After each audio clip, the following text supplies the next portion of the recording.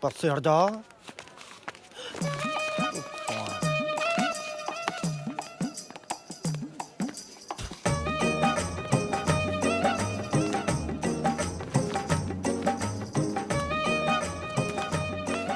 ਲੈ ਚੇਅਰਮੈਨ ਦੇਖ ਲੈ ਇਹਨਾਂ ਦਾ।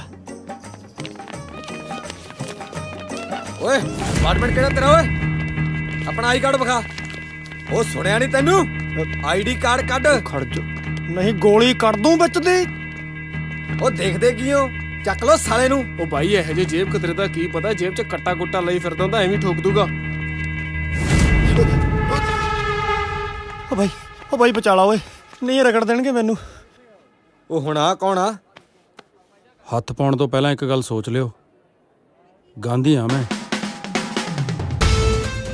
ਖੰਨੇ ਵਾਲਾ।